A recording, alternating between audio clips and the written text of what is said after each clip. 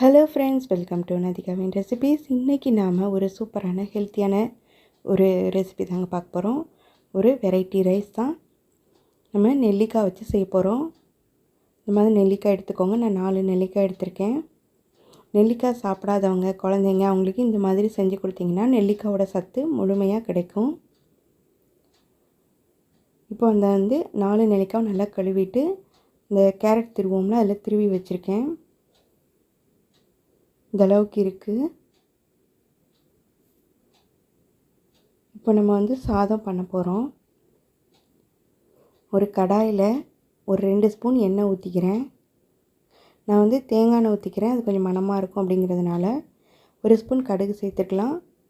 1 spoon உளுத்தம்பருப்பு சேர்த்துட்டு கொஞ்சமாக ஜீரகம் வாசனையாக இருக்கும், அதனால் 1 ஸ்பூன் ஜீரகம், கொஞ்சம் கருவேப்பிலை. காயத்தூள் சேர்க்கணுன்னா சேர்த்துக்கோங்க, நான் சேர்த்துருக்கேன்.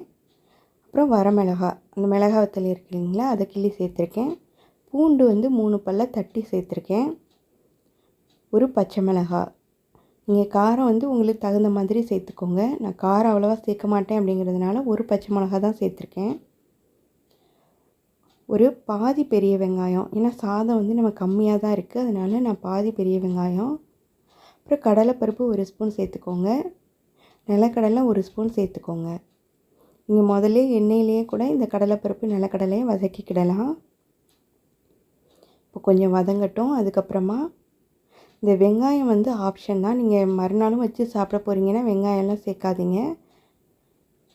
இப்போ நெல்லிக்காய் துருவி வச்சுருக்கோம் இல்லைங்களா, அதை சேர்த்து நல்லா கிளறி விட்டுருங்க.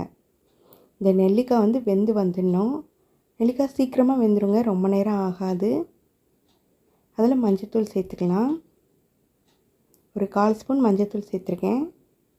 நீங்கள் இன்னும் வேணும்னா கொஞ்சம் சேர்த்துக்கலாம், ட்ரையாக இருக்கிற மாதிரி இருந்துச்சுன்னா. உப்பும் சேர்த்து நல்லா மிக்ஸ் பண்ணி விட்டுருங்க. இப்போ நல்லா வேகணும் நெல்லிக்காய், நம்ம அதனால் மூடி வைக்க போகிறோம். ஒரு 2 மினிட்ஸ் மூடி வச்சாலே போதும், வெந்துடும். அதுக்கப்புறமா எடுத்துட்டோம். இப்போ சாதத்தை நல்லா உதுத்து விட்டுட்டு இப்போ இந்த நெல்லிக்காய் அந்த இதை ஃப்ரை பண்ணி வச்சுருந்தோம் இல்லைங்களா, அதோடு சேர்த்து நல்லா மிக்ஸ் பண்ணி விட்டுருங்க. நீங்கள் சாதத்தில் உப்பு சேர்த்து வடிச்சிருந்தீங்கன்னா இப்போ உப்பு சேர்க்க தேவையில்லை. இல்லைன்னா இந்த டைமில் சாதத்துக்கு தேவையான உப்பு சேர்த்து கிளறிக்கோங்க. நான் சாதத்தில் உப்பு சேர்த்துருந்ததுனால இப்போ உப்பு தனியாக சேர்க்கல. இப்போ அதையும் மூடி வச்சு ஒரு 2 நிமிஷத்துக்கு அப்புறம் கொத்தமல்லி தூக்கி இறக்கிட்டோன்னா நம்மளுக்கு ரெடி ஆயிரும் நெல்லிக்காய் சாதம். ரொம்பவே சூப்பராக இருக்கும். குழந்தைங்களுக்கு இது நெல்லிக்காய்னே தெரியாதுங்க, அதனால் நீங்கள் இந்த மாதிரி செஞ்சு கொடுங்க. நெல்லிக்காய் சாப்பிடாதவங்க, பெரியவங்கனாலும் சரி சின்னவங்கனாலும் சரி, இந்த மாதிரி செஞ்சு கொடுத்தா சாப்பிடுவாங்க. நம்ம சேனல் உங்களுக்கு பிடிச்சிருக்குன்னு நினைக்கிறேன். சப்ஸ்கிரைப் பண்ணுங்கள், லைக் பண்ணுங்கள், ஷேர் பண்ணுங்கள், கமெண்ட் பண்ணுங்கள். தேங்க்ஸ் ஃபார் வாட்சிங்.